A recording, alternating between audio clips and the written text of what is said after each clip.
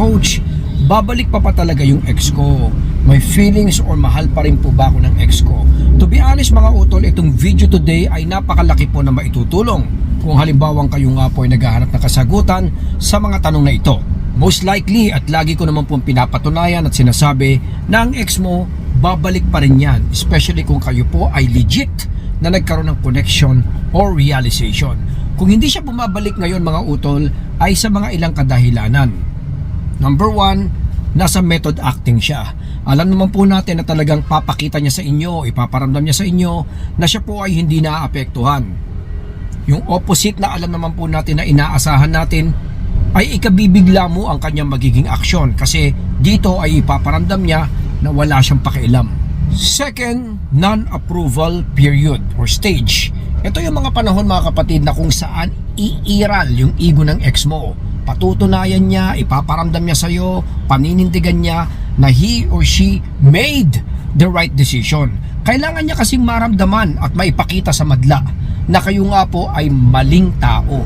Alam naman po natin na ganun katibay ang mga ego ng mga ex natin. Kaya ang problema kadalasan kung kailan ito po ay nangyayari, doon pa po tayo mangungulit. Doon pa po natin siya hihilahin o pipilitin bumalik mga utol. Kaya ang nagiging tendency mga utol ay lumalayo lalo yung emotions o chances na maibalik natin siya. Madalas po sa mga previous video ko, sinasabi ko nga po na mapapabalik mo naman talaga ang ex mo eh. Ang problema lang talaga is hindi natin naiintindihan yung concept or dynamics behind it. Parati ko sinasabi na walang ex na makikipaghiwalay sa iyo ng 100% ayaw na niya. Kahit sinasabi pa niya mga utol na hindi ka na niya mahal, wala na siyang nararamdaman sa iyo, hindi na siya babalik sa iyo. In my experience, marami po nagsasabi niyan pero kinakain din. Kasi nga po mga kapatid, nagbabago ang panahon, ang sitwasyon mga utol. Psychologically, alam naman po natin na yung negativity mga kapatid pagdating ng araw ay nagsasubside. And then, positive things remains. Parati ko sinasabi yan nung ako po ay nagsimula sa coaching mga utol na kung gagamit ka ng panahon, kakalma ang sitwasyon. Kaya nga po tinatawag natin itong detoxification. Kaya doon sa pinaka main subject natin today, kung babalik pa ba talaga ang ex mo mga utol, wag na po tayong malilito mga utol, wag na po tayong maganap ng ilang mga kasagutan. Like for example, bibili ng ganito, reregaluhan natin ng ganito, aayusin natin, kakausapin natin ng ganyan mga utol. Most likely mga kapatid, 80% dito or even 90% ay nagawa mo na. Pero wala pa ring ex na bumabalik. Kasi po mga utol, the more na binibigay mo sa kanya yan, the more na ina-accommodate mo siya, the more lang po na nabibigyan nyo po siya ng emotional strength na dapat po natin sanang iwasan kung gusto mo siyang bumalik.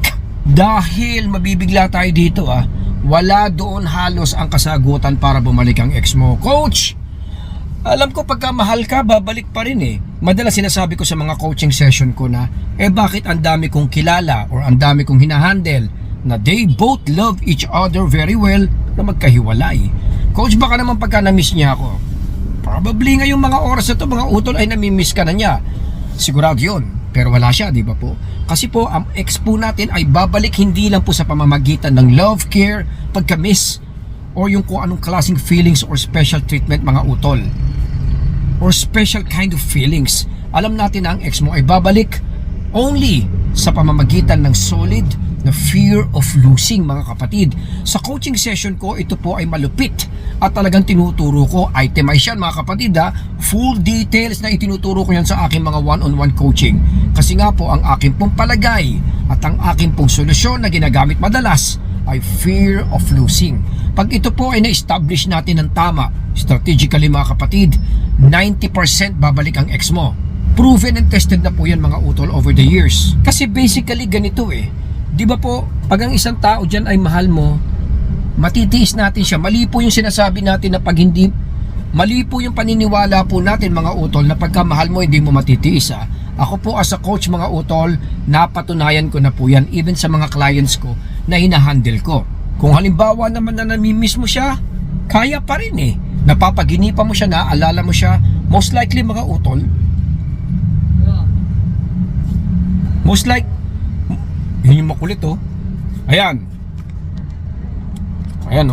aking tropa pitch dito mga kapatid okay, so ginugulo tayo kasi po tropa ko yan So anyway mga kapatid, pero pagka halimbawang fear of loss ang pinairal natin, hindi ka makakayang tiisin mga kapatid Kasi syempre, fear of loss, yun na yung mga tendency na mawawala na yung tao sa'yo, di ba?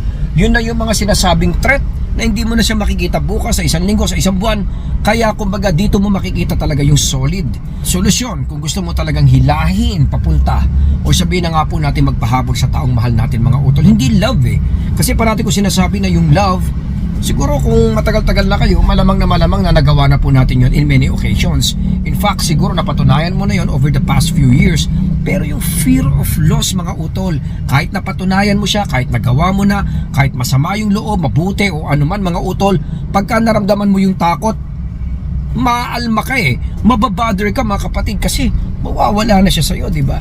Kaya in my opinion, hindi lang po sa ito ang pinaka-best na paraan, pero ito lang po siguro ang masasabi po natin na effective na solusyon kung gusto mo talagang bumalik ang ex mo sa'yo. Fear of losing. Kaya dapat dito po tayo mag-focus mga utol. Dito po sa aking mga video sa Papong TV, napakaraming beses ko pong itinuturo yan kung paano natin gagawin. Well, yung simpleng pagpaparamdam na kayo po ay emotionally stable mga utol, may fear na yon.